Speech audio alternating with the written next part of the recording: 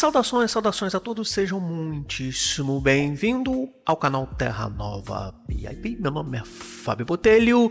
Eu há algum tempo não publico vídeos, digamos assim, que sejam um pouquinho voltados para a área comportamental, desenvolvimento educacional. Portanto, esse vídeo de hoje é um vídeo que eu vou estar trazendo aí 10 dicas muito legais para você que é professor, tá ok? E vai permanecer aí por um longo tempo ainda, dando aula online, ou seja, via EAD, com as aulas gravadas, ou seja, via computador. Então já fica ligado aí, porque essas dicas você vai gostar.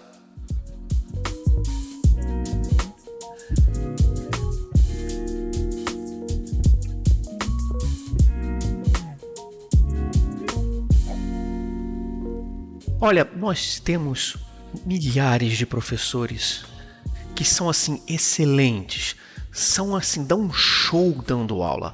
São profissionais que quando você coloca ele numa sala de aula, pode ser o tamanho que for a turma, que ele tem o poder maravilhoso de simplesmente prender a atenção do aluno e dar um show de aula. Agora, você quando tira esse professor da sala de aula, coloca ele sentado numa tela, em frente a um computador, a aula dele desaba. Então, neste caso aqui, nesse vídeo de hoje aqui, vou dar para você assim 10 dicas muito legais. É claro que isso envolve recurso, envolve tecnologia, mas vou dizer sincero, muitos alunos não vão querer mais voltar para a sala de aula. Eles vão querer permanecer estudando online. Tornou-se mais cômodo, tornou-se mais fácil, tornou-se mais tranquilo. Muitos professores também não vão querer voltar para a sala de aula. E você vai continuar dando aula num laptopzinho, filmando o teto, está mais filmando o teto do que efetivamente o que você tem que mostrar, e colocando os slides em PowerPoint muito mal feito. Bom, a primeira coisa que a gente tem que ter aí em mente, tá? Independente da tua área, independente do curso que você dê, se você dá curso de matemática, de física, de geografia, de história, ou então dá curso de software, de informática e tudo, você tem que separar muito bem as coisas. Primeiro, identificar o que é um plano pedagógico, ou seja, aquilo que embasa o seu curso. Depois você identificar muito bem feito, tá? Um plano do seu curso com base em todos esses processos. Tudo que seu curso vai envolver, materiais, exemplos, fontes de conhecimento e depois, com certeza, plano pedagógico. Muitos professores pecam, tá? Quando a gente fala assim, pô, apresenta para mim aí um plano pedagógico e que contém um plano de aula, ele vem com uma ementa. Não, ementa é uma coisa. Quando a gente fala em plano de aula, é outra coisa. Quando a gente fala em plano de curso, é outra coisa. Plano pedagógico é outra coisa. São coisas completamente distintas que no final acabam se combinando. Então você tem que separar primeiramente muito bem. Olha, o seu plano de curso, tudo bem, você pode se basear numa ementa do seu curso. Aula 1, aula 2, aula 3, aula 4, vamos ter 5 aulas com tantos módulos assim sensado. Mas plano de aula, você tem que ter muito bem descrito ali o objetivo daquela aula. O que o aluno, quando for assistir aquela aula, ele vai aprender. O que aquilo agrega para ele no curso como um todo. E não simplesmente, nessa aula nós vamos aprender a fazer a matemática de 2 mais 2, matemática de divisões, tá ok? Ou então, seja lá, vamos aprender a mexer aqui num software que vai aprender a fazer esse comando de uma curva S, de um planejamento de projetos, que é um pouquinho minha área. Então, eu acho que você tem que separar muito bem esse conceito. Plano de curso, plano de aula. Uma outra super dica, eu tô com uma cola aqui, vou admitir para vocês, material didático é diferente de apresentação. Muitos professores pecam em fazer da apresentação que ele faz num PowerPoint como sendo o material didático do curso. E ele abarrota de informações isso. Olha, material didático, uma apostila que pode ser em PDF, e o aluno chega lá, recebe por e-mail ou faz o download na plataforma onde esteja hospedado o seu curso. A apresentação é exatamente uma apresentação que vai refletir aquele material didático. Ele é completamente diferente, ele é muito mais enxuto, muito clean. O terceiro ponto que tem que também ficar atento quanto a isso é qual é a fonte. Sempre citar a fonte, de onde você tirou aqueles dados, de onde veio aquelas informações. Outro ponto muito importante, cenário. Você vai dar aula com computador, certo? De que você tem que ter um cenário bem clean. se você for prestar atenção nesse cenário aqui, eu posso falar assim, olha, não é um cenário, vamos dizer assim, muito adequado. Eu não sugiro esse tipo de cenário, a não ser que sua aula seja muito dinâmica, que de fato você consiga aprender o aluno aqui na tela, porque até então, se você ficar com aquela aula chata do professor falando aqui, mostrando o slide PowerPoint, uma hora os alunos vão começar a querer prestar atenção no que tem ali atrás, vão querer prestar atenção quais são os títulos dos meus livros que tem atrás de mim, e assim sucessivamente, ou seja, todo o conteúdo que está na tela foi por água abaixo. Portanto, for dar aula online através do seu laptop, então se você tem uma câmerazinha, uma webcam, cara, coloque um cenário bem clean, um quadrinho, uma parede lisa, alguma coisa bem clean. Evite, pelo amor de Deus, aqueles recortes de chroma key que geralmente algumas plataformas como o Zoom e o Teams faz. Você coloca aqui o fundo, trocar o fundo, aquilo dá um corte horroroso, começa de repente até mesmo modificar a sua cara, então isso não fica legal. Os alunos prendem a atenção com isso. O que está acontecendo ali com a cara do professor que de vez em quando some, daqui a pouco aparece, porque a gente tem a mania de colocar lá, clicar aquele botãozinho para poder mudar o plano de fundo, tá ok? Então assim, monte de fato um cenário que seja uma cortina branca. Poxa, tem muita coisa que cara, coloca uma cortina branca, faça o enquadramento da sua câmera. Olha, eu quero tampar isso tudo aqui, pronto, uma cortina branca. Acabou. Ou então uma cortina preta, seja lá o que for, cores leves, tá ok? Para isso realmente trazer atenção do aluno para aquele personagem que está ali na tela, tá bom? Vamos agora aqui para minha quarta dica. O aluno de educação à distância é um aluno extremamente arisco. Olha, enquanto você está numa sala de aula que tem lá 20, 30 alunos e você está lá como professor, existe ali um fator muito inibidor para aquele aluno abandonar sua aula. Ele simplesmente não vai levantar da cadeira e vai sair da sala. Existe um fator social que inibe ele disso. Ele vai levantar da cadeira, a galera vai olhar para a cara dele, o professor vai... Qual foi? Agora, o aluno que está online, ele muitas vezes está sentado tudo na casa dele. Olha, um clique de mouse, ele sai da sua aula. E não existe nenhum fator que iniba ele disso, que deixa ele... não vou sair não, porque isso não pode ser chamado a atenção. Ele simplesmente, então o que ele vai fazer? Como muitos alunos geralmente fazem. Coloca você aqui no monitor falando, ele está prestando atenção em outra coisa que está parado lá. Ó. Ou então o que ele faz? Ele desliga a câmera dele, para não ficar aparecendo o quadradinho dele ali no Teams ou no Zoom. Então, muito cuidado. A sua aula tem que ter uma dinâmica muito boa para que você prenda o aluno, porque esse aluno ele é extremamente arisco, tá? Vamos agora aqui para a dica número 5. Qualidade da apresentação. O aluno digital é extremamente averso a coisas que remetam ao passado, que seja antigo, demodê, tosco. Começar a vir com imagens velhas, imagens que, nossa, não agregam nada àquele conteúdo que está ali. O aluno começa a achar isso chato. Você tem que ser moderno, modernize. Existem plataformas que são de graça para você fazer excelentes apresentações. Esquece PowerPoint, apesar de ter sido uma das ferramentas usadas durante anos e anos e anos. Hoje você tem o Canvas, existem diversos sites que te dão apresentações lindas, prontas, você só trabalha o texto. E claro, muito cuidado com as informações, principalmente se você trabalha com dados numéricos, trabalha com dados assim que envolvam algum passado.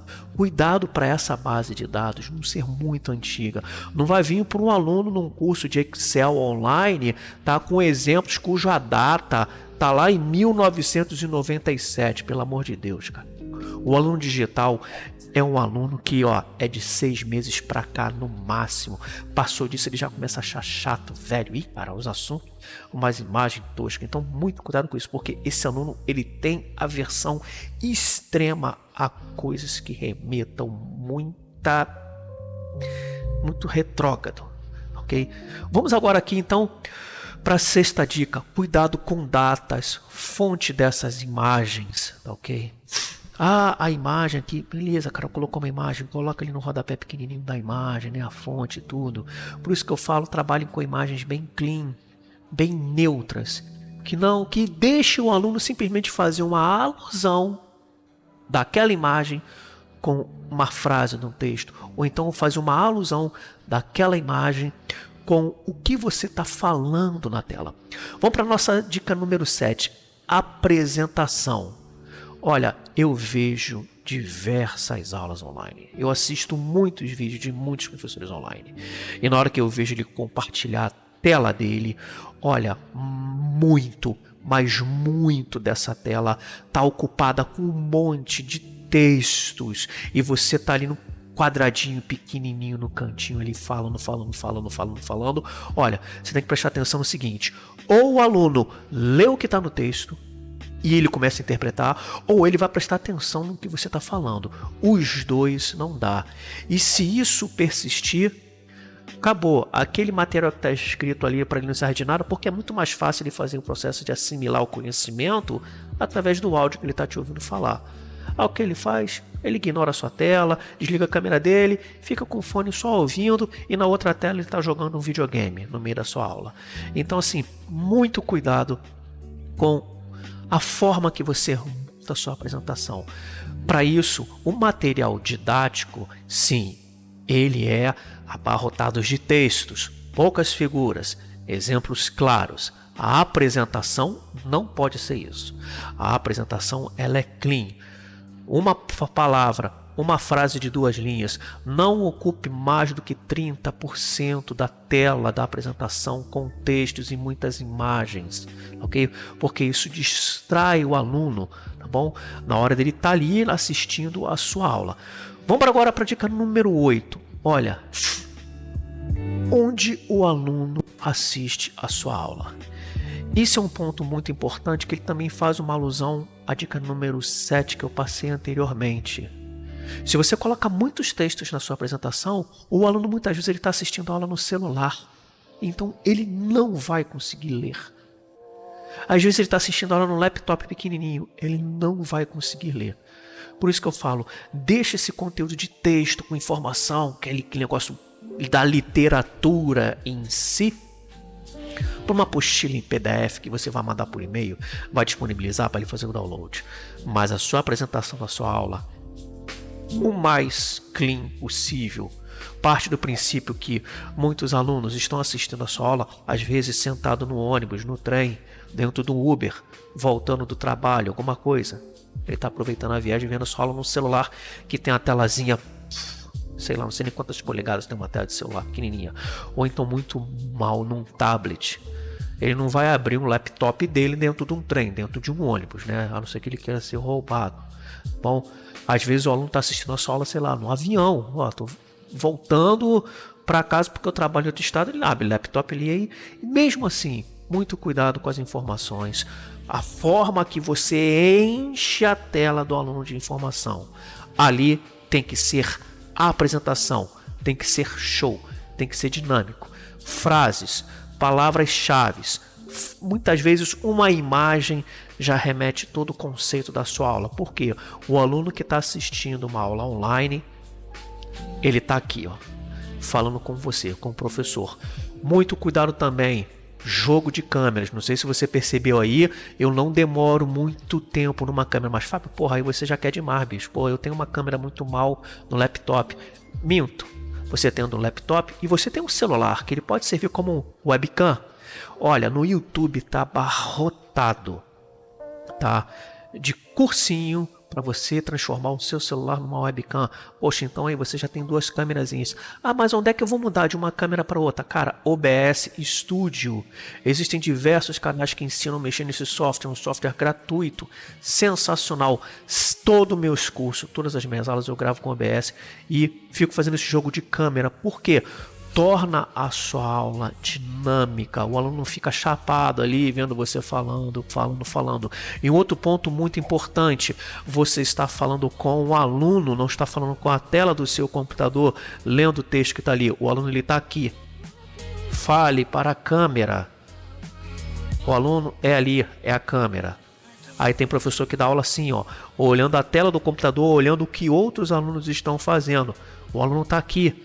Neste plano, ele está na câmera. Então, muito cuidado com essas informações, porque isso é uma forma de você trazer o aluno para dentro da aula, tá? Ambientação da sua aula também é um ponto muito importante. Não sei se vocês repararam, se eu ficar em silêncio e se eu voltar a falar, essa música baixa, ela tá de background o tempo inteiro rolando ali, dando um ambiente, dando um clima, vamos dizer assim, meio que acalmando, né, o ânimo, né, da galera. Agora, como música que você quer colocar na sua aula, seja lá o background que for, cara, mas aí eu vou pagar direitos autorais da música? Não paga, tá? Se você tem uma contazinha aí no Spotify na vida, basta você colocar a playlist de Royalty Free Music, ou seja, são músicas que você pode utilizar à vontade, que o seu vídeo, se for para um YouTube, se sua aula for para um YouTube, você não vai sofrer nenhum strike do seu vídeo sair do ar por direitos autorais, reivindicações, seja lá o que for. Então, assim, não é desculpa para você não ambientar a sua aula. Isso é muito legal. Traz, vamos dizer assim, conforto para o aluno, porque ele não tem aquela estrutura toda da sala, né? Um colega ou outro aqui falando com ele e tal e tudo, né? Cutucando com o outro, falando uma paradinha em paralelo com ele. Então, se você traz esse ambiente um pouco para dentro da sua aula, isso soma muito, tá bom? Bom, eu vou fazer agora aqui um exemplo prático disso, tá? Vamos colocar aqui uma aula de uma área de conhecimento que eu trabalho, é minha área de conhecimento, gestão de projetos, planejamento e controle, tanto que a maioria dos meus vídeos no meu canal eu falo muito disso aqui, mas esse vídeo é especial para você que é professor, vai continuar aí para os próximos anos dando seus cursos online, quer aprimorar isso. Então, assim, vamos ver como é que a grande maioria faz e vamos criticar do ponto de vista, tá? Então já vou partir aqui para nossa aula de hoje aqui, tá ok? Do nosso curso. Vamos falar sobre o gerenciamento de riscos em projeto. Olha, riscos em projeto são um conjunto de eventos que podem ocorrer sob forma de ameaças ou oportunidades, que no caso parou. Não sei se vocês repararam o slide. Cara, muito texto. O aluno vai ler ou ele vai prestar atenção no que eu estou falando. Pior que isso é quando eu estou lendo o que está ali na tela. Pelo amor de Deus. Vamos analisar novamente aqui. As imagens completamente demodê, antigas, soltas. Não, um cara voando aqui em cima de uma linha para poder fazer uma reflexão de risco, uma professora com 4 executivos ali. Cara, parte do princípio que muitos alunos, cara, estão em casa. Isso pode inibir ele, pô, todo mundo de terno e gravata ali nas imagens do professor Caramba 4. Muito cuidado com isso. Vamos partir o próximo slide então, tá bom? Vamos aqui maximizar, falar da maximização de risco e probabilidade de impacto. O que aconteceu aqui? A minha câmera cortando o texto e aí o aluno está lascado, tá? Se bem que hoje em dia existe mecanismo que você consegue através do próprio OBS, você de repente aí, né, meio que ao menos tirar a câmera da frente do texto. Mas por que isso se dá? Muito texto, né? Imagens completamente assim soltas.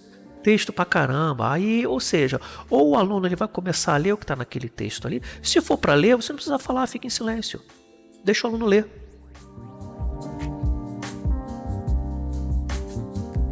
E você acha que o aluno vai querer ter uma aula assim? Com certeza não. Então ali existe uma diferença muito grande, tá? Que a gente pode aqui melhorar e muito essa apresentação, né? Agora, vou partir agora aqui para uma apresentação desse mesmo conteúdo, porém, vamos dizer assim, um pouco mais dinâmico, tá? Bom, vamos então aqui, tá? Vamos aqui falar rapidamente do nosso curso de gestão de projetos. Vamos falar de uma área de conhecimento, tá? E neste caso aí, é a gestão de risco, né? Qual o objetivo do gerenciamento de risco? O principal objetivo aí é maximizar as oportunidades de exposição a riscos positivos e minimizar a exposição a riscos negativos. São os 2 pontos que a gente tem que ficar de olho quando nós vamos tratar dentro desta temática, tá? Bom, segundo a nossa literatura, vamos ler junto aqui comigo, porque isso cai em prova, tá? Segundo a nossa literatura, né, o que é risco? É um evento com uma probabilidade de ocorrer no futuro, impactando o projeto de forma negativa, ameaça, ou em forma positiva.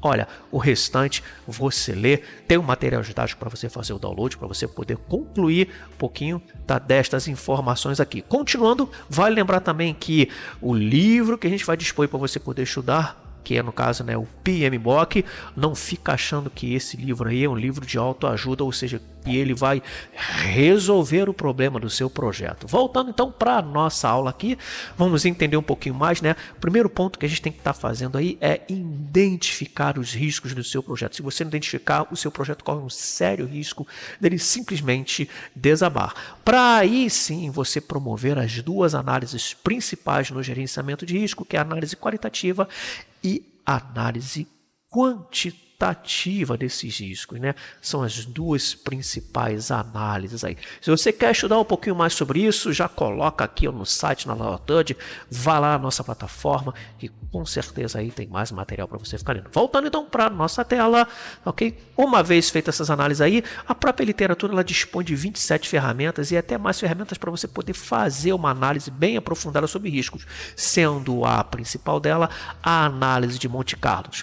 Para você que gostou dessa aula, já deixa seu like, muito obrigado e até a próxima. Viram aí a diferença? Dinâmica. Reparem bem que os textos da apresentação são muito clean, bem aberto, amplitude. Isso é bem legal, né? Vou até voltar aqui alguns slides, né? A animação, muitas vezes. Fábio, isso é feito aonde? Cara, é feito num Canvas, é de graça, a assinatura de um Canvas. Você quer pagar uma assinatura, digamos assim, tá? Eu tô aqui nenhum.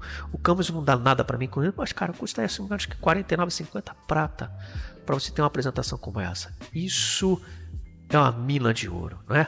Você faz apresentações lindas, né? Animações, né? Reparem bem na identidade visual disso tudo, sempre conversando um ponto com o outro. Processo muito clean, dinâmico, ou seja, com certeza na apostila eu tenho lá 10 páginas que eu falo só desse tema, que é identificar o risco. Então, eis aí 10 super dicas para você aproveitar. Se você não é inscrito no canal, já se inscreve, deixa seu like, muitíssimo obrigado pela sua apresentação, compartilhe com a galera e até a próxima. Valeu!